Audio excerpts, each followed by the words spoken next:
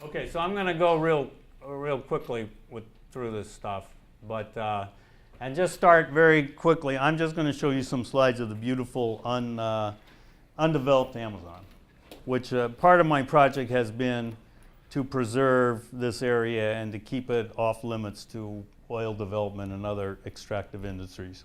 So this is in the southern Amazon of Ecuador.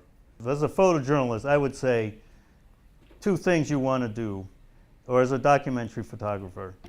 You want to bring light on the problems that need to be addressed, that need to be solved, and you want to bring light on those things in this life and this earth that we want to preserve.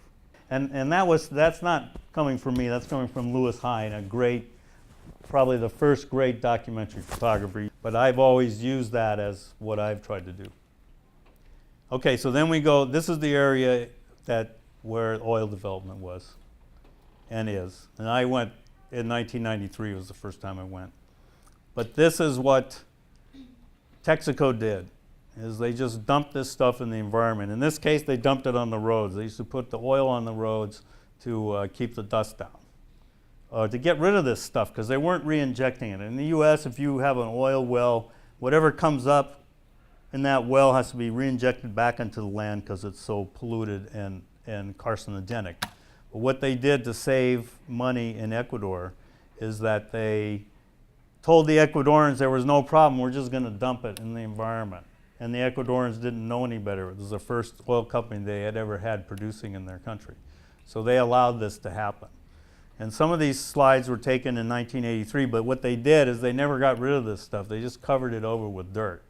So what happened is it's gotten into all the environment. Now this is later still, like this is in 2004. And it's polluted the water supply. And the only water supply these people have, indigenous, this is a COFON leader, the only water supply they have, they don't have running water. So they get water from wells and they get water from the creeks. And the wells and the creeks and the rivers are polluted. This is Jairo Yumbo. His mother drank contaminated water while he was pregnant. And so he has these birth defects. There's a lot of birth defects in this region. There's a lot of stomach cancers, because they're drinking this water. And this woman had 3 operations. And initially, they didn't even, this woman lost, this is her son who died of a cancerous tumor on his leg. He was 19. And her other son has leukemia. This is one of the pits that they just dumped the oil in. This woman lost her father, her brother, and her sister all died of cancer. And they were buried in this cemetery. I went with her to the cemetery. So what we did, along with taking pictures, is we took testimonies, because we wanted to go beyond just what we see. We wanted to provide a vehicle. We wanted to provide voices for these people that have no voice. They're the voiceless. So we would take pictures and we would take testimonies. And when we did the book, and I have some copies of the book if anyone's interested in buying any after class, we did it both in English and Spanish. So this book went back to Ecuador, because it didn't make much sense to just have it in the United States. So it's in Ecuador, and they're using it as a way to organize, to let people know about the danger so they can try to find a better water source. This woman, this young lady on the floor is 15 years old. And next to her is her 8.5-year-old sister.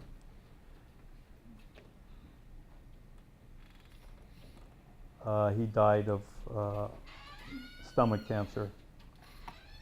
And I'm going to go, but these are people that are fighting back. So part of the project has also been to document this struggle to get Texaco, which was taken over by Chevron, to get them to clean up the environment.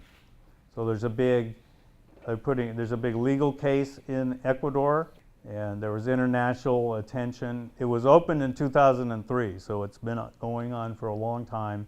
There will probably be an initial verdict within the next few months.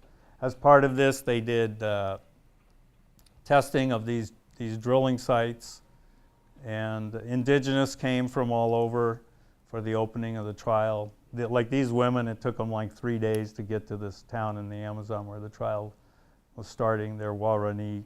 So the trial is not happening in Quito, the capital? No, it's happening in the Amazon. Yes, it's happening right in the area where the oil contamination took place. How did the extraction of all these resources impact the lives of these people aside from the pollution? I mean, did these people get anything from it? No, they don't. No, I mean, actually, their cultures are pretty much, killed off as well.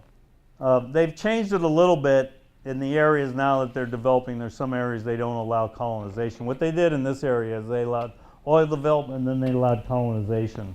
And so the indigenous cultures were really very, very heavily affected. And they're really fighting a battle to keep their cultures alive.